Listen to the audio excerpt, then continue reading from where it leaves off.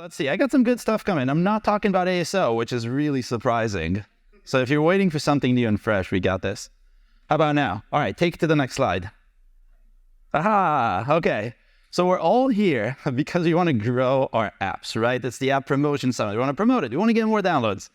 And in order to grow, you have to make decisions. Some decisions are really important. Some decisions are less important. Some decisions are just decisions.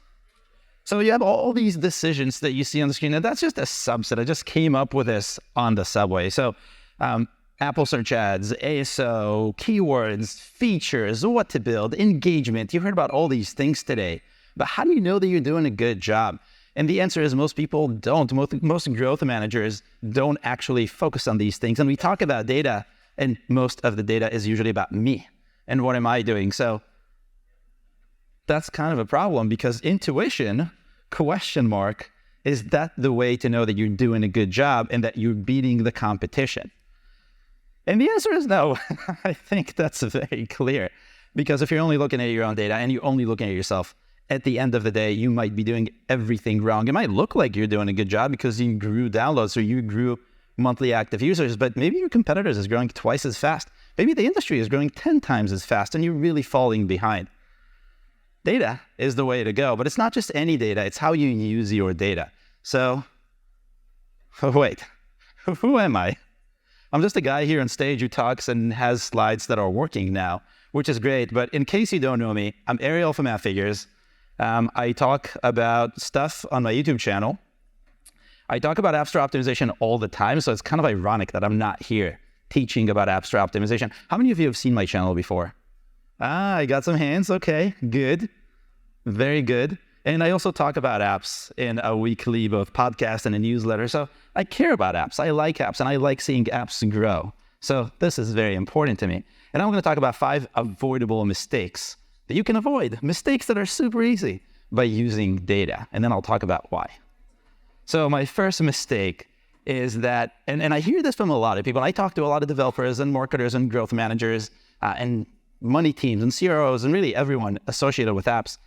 And most of them do not compare their growth to the industry. And it is complicated if you don't have the right tools.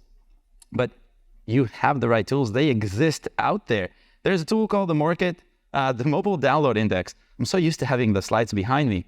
Mobile Download Index and Mobile Revenue Index, which will show you at a glance how your category and your country are doing over time. So you can see if your downloads are growing slower or faster, you now have a benchmark. This is a free tool, by the way.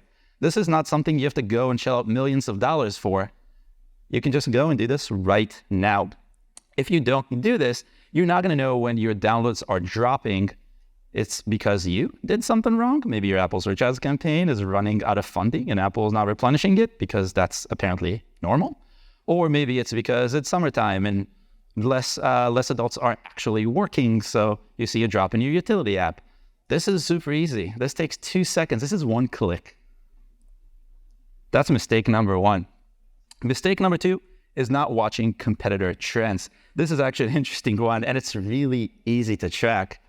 ChatGPT came out, in October, November, and there was no app for it, so a lot of other companies built apps for ChatGPT. Ask AI, which I have on the screen, is probably one of the most profitable one by far. Well, not profitable, they make the most money. But then ChatGPT official came out, and you have to know what kind of impact that can have on you. And look at that trend. ChatGPT just rose hundreds of thousands more than Ask AI. And the impact on Ask AI, it's really going down. It's still making a ton of money. If you read my newsletter, you'd know because I talked about it last week and I did a whole comparison. But that's the trend. So if you're not watching this and you Ask AI, your money is going to dry out. And obviously, this is a really, really clear example. So if you Ask AI, you knew this was coming. But every other app has that one competitor. And so if you're not watching this, you can be losing all of your revenue, all that growth you're working so hard for, that can go away. And that's a problem. So you just have to watch that. Some of this stuff is free. So again, it's not about money. What's next? Optimizing for the wrong keywords. This is my favorite by far because I'm an ASO guy and I talk about ASO all the time. That's why I took a break and I'm talking about other things today. But if you've seen any of my live streams or any of my live app teardowns, which I'm actually doing at the Orange Table in the table area in case you want me to check your app. When you optimize for keywords, you will spend all that time, all those talks today that you saw about keywords and how they're still important and still relevant. You optimize for the wrong keyword, and you're just wasting your time, just a colossal waste of effort. Let me show you an example. Say you have a fitness app, and you're thinking, what is the best keyword for my app? Workout at home sounds kind of great, right? Intuition is saying this is amazing. It's got a popularity of 26. That's got to be good-ish, right? Maybe? No, not at all, because home workout, which is much less intuitive if you ask me, has almost double the popularity, which means that more than twice the number of people are looking at it, and the popularity is not a linear scale, so it's way more than twice. So if you're optimizing for workout at home, you're just wasting time and wasting your money. Optimize for home workout. Super simple, we just swapped the words. That's really all we did. And I only know this because I have the popularity score. So if you're optimizing without a popularity score, like why? Why do this? Next up is guessing which features users want. This is kind of a big one. And this is a colossal mistake that a lot of people make. Oh, hey, we have new visitors. Hello. And one of the biggest problems when you develop an app, and I've been in apps for a long time and making things, it's really all about what do I build? What do my users want? And in the beginning, you might think to yourself, I'll build what I want. And that's actually a really good strategy in the beginning. If you're launching for the first time, build what you want. You're going to have fun doing it, and it's going to actually work because it's just the beginning. But how many of you here are launching for the first time soon? Okay, one hand, two hands. Okay, we got two hands out of this entire room. So most of you have an app that's already in the store. You're really building for growth. You're not just building to have something new. And in order to do that, you actually need to understand what users really want. And the easiest way to do this is to read the reviews. You can read reviews for your app because obviously it's been in the App Store and Google Play for a while. And they will tell you exactly what they want you to build into your app for them to continue with retention. But that's not really only it. You can do that for competitors. So if you have a fitness app, I pulled out one of our competitors in my fictional fitness app that I don't have. And one of our competitors, one of those users, all they want is for push notifications to not be annoying. That's kind of simple. You can do that, right? I can do that. And it'll take me, 15 minutes to implement? I don't know. I don't really implement things. So I'm just guessing here. For people who implement, hopefully it will take about 15 minutes.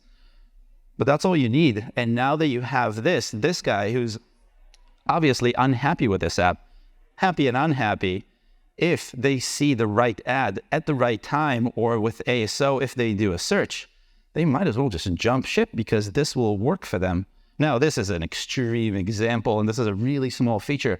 But if you're building out new features, if you're building out your roadmap, all you have to do is just do a little bit of research on competitor reviews. Super simple to do. Takes no more than 5 minutes. And then the last one, and this is an interesting one that I have, is not keeping track of new competitors. Can anyone here guess how many new fitness apps were released this month in June? Is it less than 100? Show of hands, or more than 100? Less than 100, show of hands. Okay, a handful, more than 100, show of hands. Oh, wow. Did you see this on my slide when it was just flashing before? Is that what's happening here? 263 new fitness apps in the last 22 days. And that's just fitness. Isn't that crazy? So if you're in the fitness category and you want to make sure that you continue your growth, those are going to chip at it. That's their goal. And for them, they're thinking about it from their perspective. They're going to take your growth because it's all about growth, and growth is not infinite. It's all on the same scale. So ultimately, what you have to do is you have to keep track of these. And if you just go into the App Store and you search for fitness, or you go into Google Play and you search for fitness, it's going to take forever to find them, which I think why most people don't do it. And I wouldn't either. If the tools weren't there, it's just way too difficult. But this exists. This is kind of free, or you can get started on this for free. So ultimately, again, this is all very, very, very easily doable. And I think I'm doing really good on time. So you're going to be able to eat lunch way before you even thought. You're welcome. But I'm not done yet. Almost. So all these tools can be used for you to stop guessing. When you use your gut, when you think, oh, I know this, I know what my users want because I want it, or I know the right keyword is for my app because that's what my users want, that's when you fail. And I've seen this happen to big companies, to small companies, to indies, to really anyone in this middle games apps. It's all the same. The App Store is just a ruthless place. Google Play is really the same thing. At the end of the day, if you don't know what you're doing, it's not going to work out for you. There are just too many apps for that to work. But wait again. I'm not going to repeat my name again because that there are objections. So why aren't you doing data? And I kind of hinted at this before. Because it's expensive, right? But it really isn't. A lot of these tools that I showed you are free or very easy to get started with. The kind of stuff you can go outside and do, right? You can probably do here too because you have tables.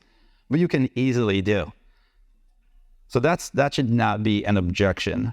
And it's too complicated. I get this all the time. Data is just so complicated. And everyone hates thinking of data. It's just this really messed up word at this point in time. But it really isn't. All those things took me one click. One thing took me more than one click. That was searching reviews because I had to search for a keyword. That took ADD, 3 clicks. Really, that's all there is to it. Everything else just works out of the box. And that's the goal, I think, as we progress in time. 10 years ago, data was super complicated, but it was still super useful. Now it's super easy and still super useful. So a mistake. And it's not actionable. That's another thing that I get. People say, what do I do with competitor intelligence? What do I do with the data that you saw before on the list of competitors? And the answer is, all those things that I just hinted at, they're all mistakes that you can avoid. If you know a new competitor is coming, you'll be ready. If that competitor manages to grow before you even realize it, you're really losing on this game. And then you have to spend more money on ads and more time on App Store optimization just to maintain what you had before. There's really no reason to do that. App Store optimization is really simple when you know what to do, when you choose the right keywords. But when you don't choose the right keywords, you just wasted a month waiting for these keywords that you can compete in and you shouldn't to bring you downloads. And they really won't. So that should not be an objection. Maybe? I don't know. I'm not going to say this, but maybe. We'll continue. So stop letting your gut fail you. And come see me at the Orange Table if you want to talk about App Store optimization or any of the things that I talked about now, or if you want to see competitor intelligence for your apps. We have data and it's on the table. That's pretty much it for me. Hopefully you had fun.